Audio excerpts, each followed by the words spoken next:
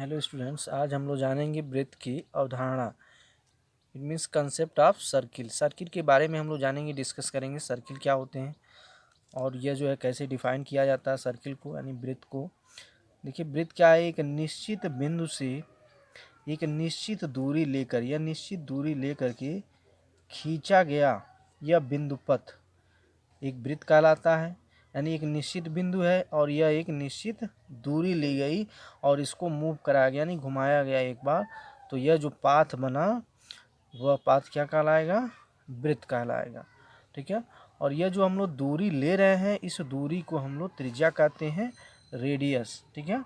और यह जो बिंदु है वह वृत्त का केंद्र कहलाता है, सेंटर।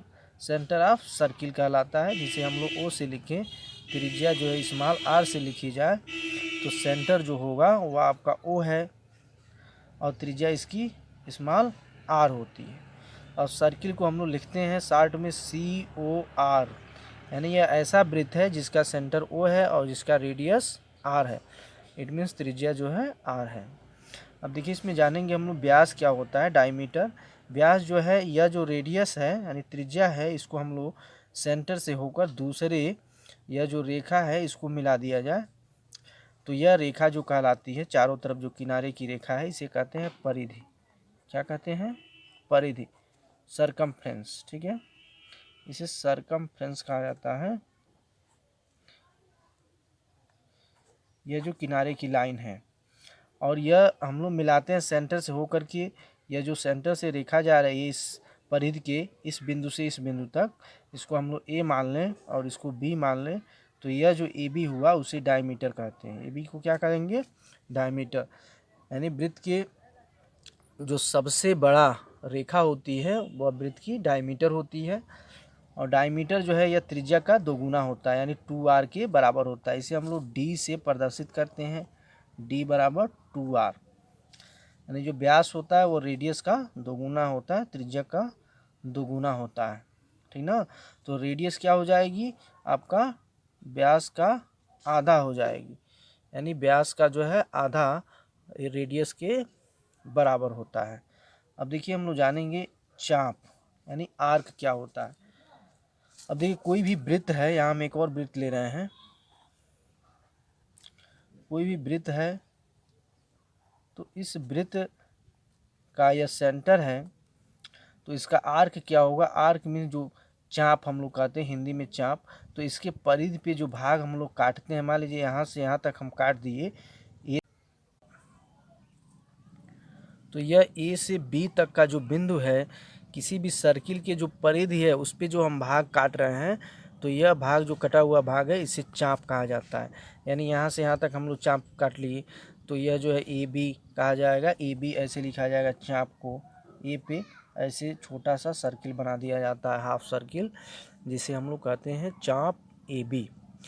ठीक है। तो यह जो छोटा भाग है इसे लघु चाप कहा गया। कौन सा चाप कहा गया? लघु चाप। यह लघु चाप है। और जो ऊपर का भाग है ए बी, उसे हम लोग कहते हैं दीर्घ चाप। यह ऊपर का भाग जो है वह कहा जाता है दीर्घ चाप। तो इस तरह से दो चाप हो गए, एक लघु चाप और एक दीर्घ चाप। तो किसी भी सर्किल में हम जब चाप काटेंगे तो यह दोनों चाप आपके डिफाइन होंगे, लघु चाप और दीर्घ चाप। अब हम लोग जानेंगे जीवा, कार्ड ऑफ सर्किल। तो देखिए, जीवा क्या होती है? वृत्त को दो भागों में बांटती है, वृत्त को दो भागों में बांटती है, उसे जीवा कहते हैं। कोई भी रेखा जीवा हो सकती है जब वो वृत्त को, जैसे यह एक सर्किल ले लिए, इसका सेंटर ओ है, तो जब इसको हम लोग दो भागों में बांटेंगे, यह जो भाग हुए ए और बी के द्वारा, तो यह जीवा कहलाएगी ए बी। ए बी एक ऐसी रेखा है जो वृत्त को दो भागों में बांट रही है, तो यह जीवा हो गई। यह क्या हो गई? जीवा हो गई। अब जीवा से जो भाग कटते हैं तो वह भाग जो है वृत्तखंड कहलाते हैं। वह क्या कहलाते हैं? वृत्तखंड कहलाते हैं। यह वृत्तखंड है। अभी इसके बारे में हम लोग चर्चा करेंगे। तो पहले जो है जीवा जान ली। जीवा मीन्स कोई भी रेखा जो कैसी भी हो सकती है, जो सर्किल को दो भागों में बांटे। ठीक है। यह बाहर भी निकल सकती है, जैसे यह ई एफ हो गया, यह सी डी हो गया, तो ये सभी जीवाएँ हैं।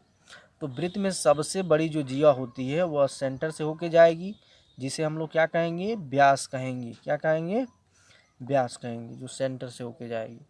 तो वृत्त की सबसे बड़ी जीवा व्यास होती है, ठीक है। तो यह डी भी एक जीवा ही हो गई जो त्रिज्या की दोगुनी होती है। अब जानेंगे वृत्त का आंतरिक भाग। देखिए वृत्त का आंतरिक भाग मीन्स जो वृत्त के अंदर का भाग है, जैसे हम लोग बना रहे हैं वृत्त, तो इसके जो अंदर का जितना भाग पड़ रहा है वो वृत्त का आंतरिक भाग कहलाता है। फिर जो है वृत्त का बाह्य भाग, बाह्य भाग में वृत्त को छोड़ करके जो शेष बाहर का यह भाग है वह जो है बाह्य भाग कहलाएगा, ठीक है। यह इजी है बिल्कुल। अब वृत्तीय क्षेत्र, वृत्तीय क्षेत्र देखिए क्या होता है, वृत्त के जो अंदर का क्षेत्र है, जो अंदर का क्षेत्रफल जितना यह घेर रहा है वृत्त, कोई भी वृत्त जितना कवर करेगा क्षेत्रफल यानी, तो वह जो है वृत्तीय क्षेत्र कहलाएगा, ठीक है। वृत्तीय क्षेत्र क्या होता है, वृत्त से घिरा हुआ क्षेत्र, वृत्तीय क्षेत्र।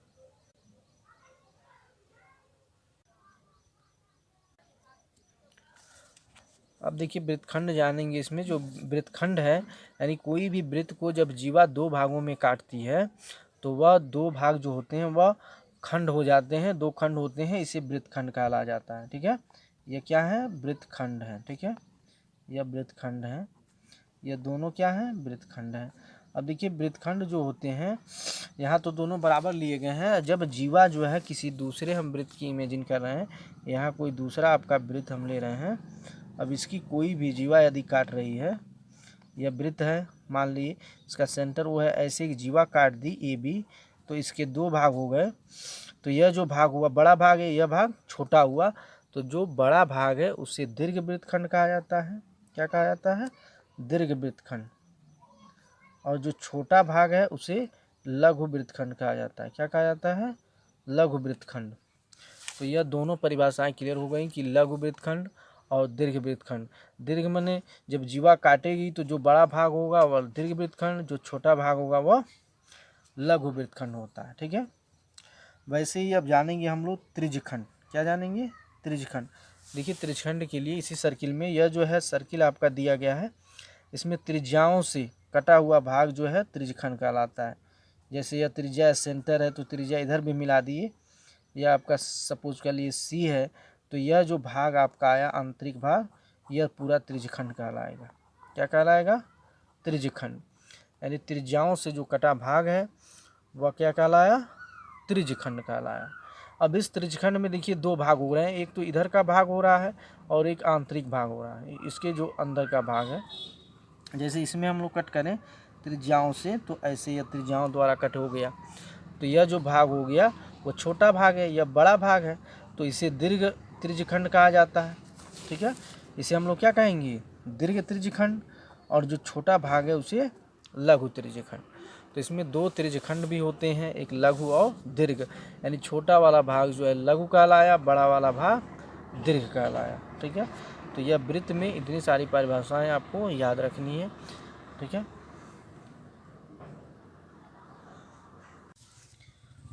अभी हम लोग जो समझे हैं उसको जो है डिटेल में यहाँ हम लोग समझेंगे, और उसकी परिभाषाएं आप लिख सकते हैं स्क्रीनशॉट ले करके। देखिए वृत्त की अवधारणा, यदि कोई बिंदु किसी समतल में इस प्रकार चले कि किसी स्थिर बिंदु से उसकी दूरी सदा एक सी रहे, तो बिंदु से के पथ से जो आकृति बनती है उसे वृत्त कहते हैं, ठीक है। जैसे कि यह वृत्त आपका दिया गया है, तो एक निश्चित जो है बिंदु से एक निश्चित पथ पर जो रेखाएं बनी हुई हैं, तो यह पूरा सिस्टम आपका वृत्त कहलाएगा। अब यहाँ देखेंगे त्रिज्या, वह रेखा जो केंद्र से परिधि से किसी बिंदु तक खींची जाती है वह त्रिज्या कहलाती है। यानी यहाँ जो है केंद्र ए है, ए से बी तक जो रेखा खींची गई है यह रेखा जो है आपका त्रिज्या कहलाएगी। अब व्यास की परिभाषा देखेंगे, उस सरल रेखा को जो वृत्त के केंद्र से होकर जाती है और उसके दोनों सिरे परिधि पर हों व्यास कहते हैं। यानी यह जो रेखा हो गई ए बी, यह ए बी जो है आपका इस परिधि के एक बिंदु से दूसरे बिंदु तक है, तो यह व्यास कहलाएगी।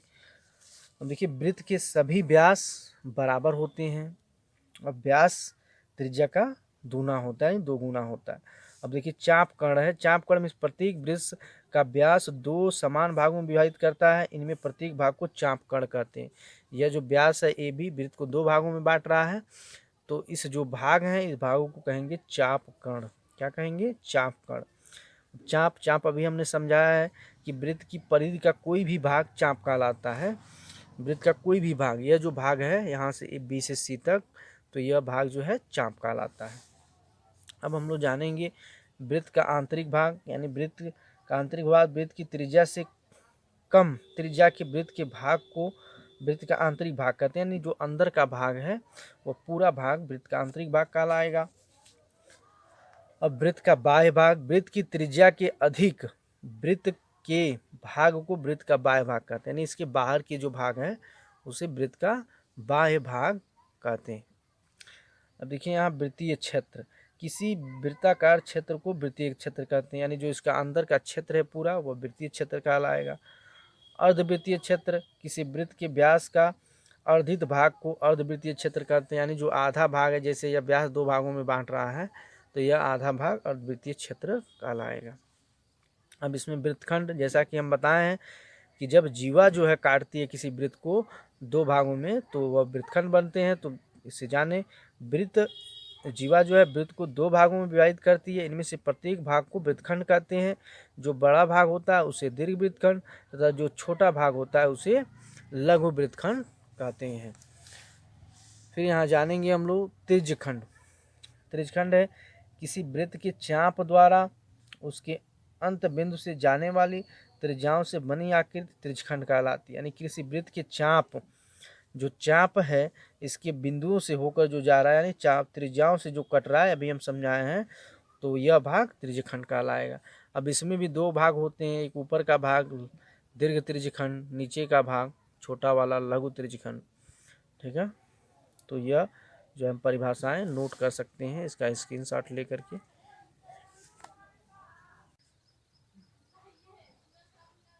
अब जानेंगे हम लोग वृत्त का क्षेत्रफल। देखिए स्टूडेंट्स, वृत्त का क्षेत्रफल, यदि कोई वृत्त है उसकी त्रिज्या r है तो वृत्त का क्षेत्रफल क्या होगा?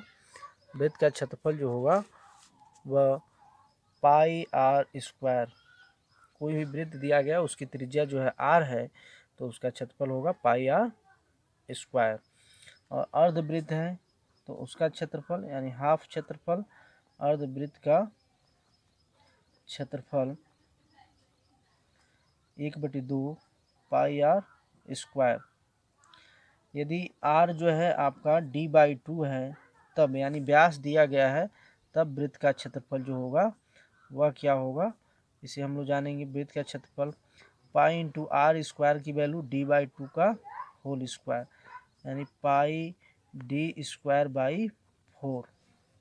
ठीक है स्टूडेंट, तो यह जब व्यास का दिया जाएगा तब पाई d²/4। अब जानेंगे वृत्त की परिधि। वृत्त की परिधि जो होती है इसे हम लोग कहते हैं वृत्त की परिधि 2πr या पाई डी, इसे हम लोग शॉर्ट में लिखते हैं पाई डी जब व्यास दिया गया हो तब। तो यह वृत्त संबंधी कुछ परिभाषाएं थी। अब वृत्त का जो त्रिज्यखंड है उसका क्षेत्रफल निकालना हो, वृत्त का त्रिज्यखंड यानी जो त्रिज्याओं द्वारा कटा हुआ भाग है उसका हम लोग क्षेत्रफल निकालें। यह कोई वृत्त है और इस वृत्त का जो यह त्रिज्याओं द्वारा कटा हुआ भाग, यह आर होती हैं त्रिज्याएं, ए है, बी है, यह सेंटर ओ है, और इसका कोण जो है थीटा जब आपको दिया जाए तो इसका क्षेत्रफल जो होगा, जिसे वृत्त का त्रिज्यखंड का क्षेत्रफल कहते हैं, त्रिज्यखंड का क्षेत्रफल θ/360 इंटू पाई आर स्क्वायर होता है। तो यह जो है लघु त्रिज्यखंड का क्षेत्रफल है। हम लोग सेम ऐसे ही दीर्घ त्रिज्यखंड का क्षेत्रफल भी निकाल सकते हैं। जो है दीर्घ त्रिज्यखंड का जो क्षेत्रफल होता है उसे हम लोग लिख सकते हैं, यह लघु का था, फिर हम लिखेंगे दीर्घ त्रिज्यखंड का क्षेत्रफल। दीर्घ त्रिज्यखंड का क्षेत्रफल होगा, देखिए पूरे क्षेत्रफल में से, यानी पूरे वृत्त का जो क्षेत्रफल है पाई आर स्क्वायर, इसमें से हम लोग लघु त्रिज्यखंड का क्षेत्रफल घटा दें तो दीर्घ त्रिज्यखंड का क्षेत्रफल मिल जाएगा। तो इसका जो फार्मूला बनता है वह pi R square minus θ/360 into pi R square, यानी जो वृत्त का पूरा क्षेत्रफल है pi R square minus theta बटे 360 इंटू पाई आर स्क्वायर। तो इस फार्मूले से हम लोग दीर्घ वृत्त त्रिज्यखंड का क्षेत्रफल ज्ञात कर सकते हैं। आपको वीडियो पसंद आया होगा, प्लीज़ इसे लाइक करें और जो है चैनल को सब्सक्राइब कर लें।